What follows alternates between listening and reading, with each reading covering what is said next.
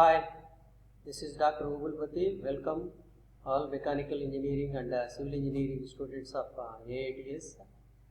And you have an engineering physics, and in that unit 1 is engineering mechanics. Let us know about in this session what you are studying engineering mechanics and the basics of physics in engineering mechanics.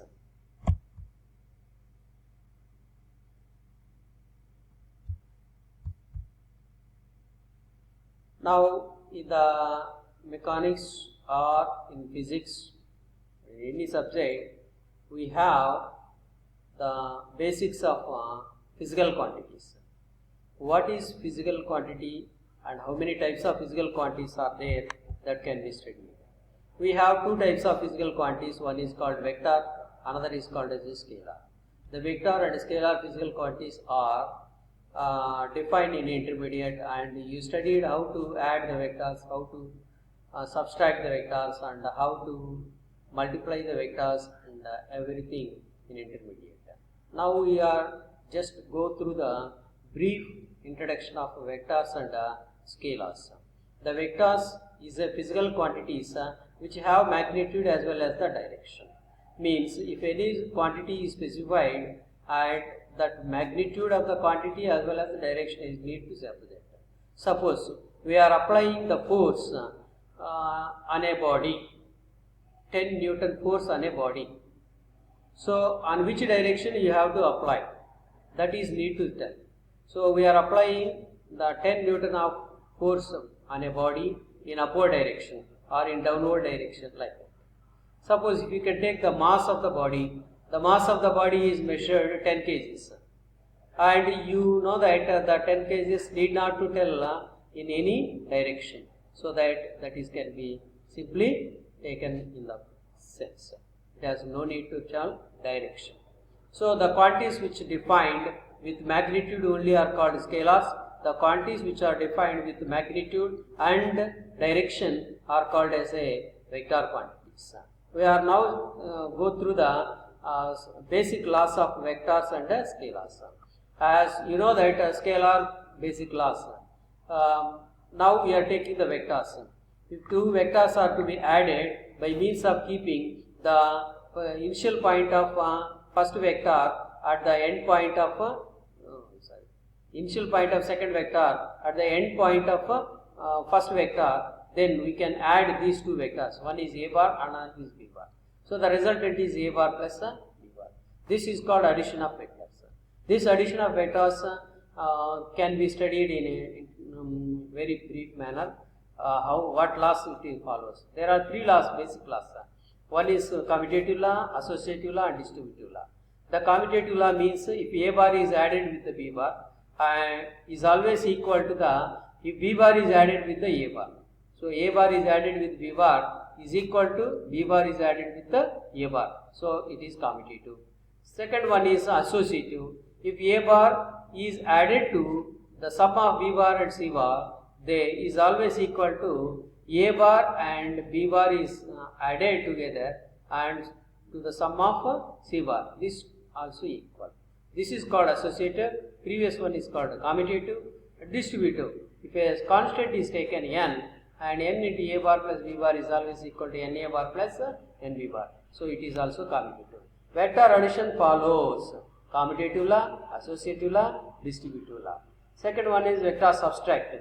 Vector subtraction does not follow commutative as well as associative, because a bar minus b bar, you are taking subtraction of b bar from a bar is not equal to subtraction of a bar from b bar. That is why it is not equal. Similarly, associative is not also followed, but the distributive law with reference to the constant n is followed. Distribution is hold good, and associative commutative law in the subtraction is not hold good. And coming to the vector multiplication. The vector multiplication is done by means of two ways. One is called as a vector multiplication to get the result as a scalar, vector multiplication to get result as a vector once again. So if you two vectors are multiplied such that to get the scalar, then it is called as a scalar product or dot product, as you know that. If the two vectors are multiplied such that the resultant is a vector quantity, then it is called as a vector product or cross product. Now we just go start with the scalar product. Let us take, these are the two vectors B bar and A bar. A bar and B bar acts at a direction of theta and is multiplied with each other. There the resultant is modulus of A bar, modulus of B bar into cos theta. So the product of scalar product is along the horizontal direction, cos theta. Modulus of A bar, modulus of B bar represent the magnitudes of A bar and B bar.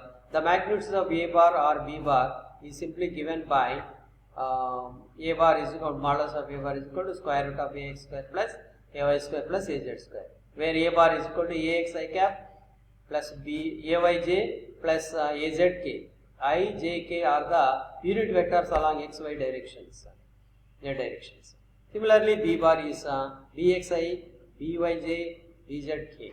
And if the two vectors are multiplied such that we can have the resultant product AX into BX plus AY into BY plus AZ into BZ, other quantities are become 0. Now the scalar product between the unit vectors I cap, J cap and K cap. I is multiplied with I dot I, J dot J, K dot K is equal to 1. And if I dot J, J dot K, K dot I is equal to 0. What it is that similar unit vectors product dot product is 1 and dissimilar unit vector product is dot product is 0 because this is horizontal direction. And now coming to that basic laws of scalar product. We have three laws. One is commutative and distributive and associative. The commutative scalar product is hold good. A bar dot B bar is always equal to B bar dot A bar. So commutative law is hold good in scalar product. Distributive law is also hold good. A bar dot B bar plus A bar is equal to A bar dot B bar plus A bar dot C bar. And with respect to the constant lambda is also it is hold good. Distributive law is also followed by the scalar product. Associative law is not hold good because A bar dot B bar into C bar is not equal to A bar into B bar dot C bar. So this is the associative is not hold good in the case of dot product. So remaining two, commutative distributive law is hold good, associative is not followed. Vector product of two vectors means two vectors are multiplied such that to get vector value, then it is called as a cross product or vector product. This cross product is given by A bar cross B bar is equal to A modulus of A bar into modulus of B bar sin theta n cap.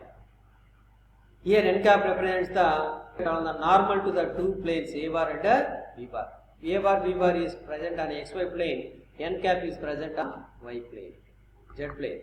So this is the A bar cross B bar, and the product of these two is A2 B3, that is determinant method. You are calculated this value A2 B3 minus A3 B2 into I cap plus A3 B1 into minus A1 B3 J cap plus A1 B2 minus A2 B1 in K cap.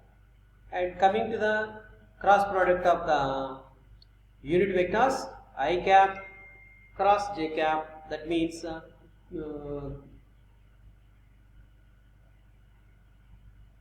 I cap, J cap, J cap, I cap. Coming to the next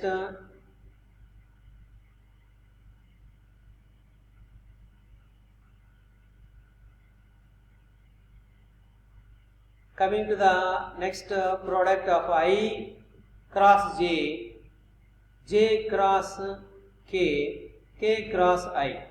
This is continuation. I cross J is equal to K, J cross K is I, K cross I is J. So reverse, it is negative. So this is the cross product between unit vectors. Next, vector product laws, cross product basic laws. First one is commutative. Commutative property is not hold good in the case of cross product. A bar cross B bar is not equal to B bar cross A bar. but it is minus B bar cross A bar. That is why commutative is not followed by the cross product. Second one is distributive property. Distributive property is hold good with respect to the constant K. K A bar cross B bar is equal to K A bar cross B bar A into K bar A B bar. Now third one is associative. Associative law is also not hold good. A bar cross B bar cross C bar is not equal to B bar cross C bar cross A bar. So associative is not followed by the cross product. Distributive is okay, and commutative and associative is do not followed by the entire product. In our next session, we will go to study about the basic frame of references and theory of various physical quantities in the frame of references, how they are related. That can be learned in the next continuation sessions. Thank you one and all.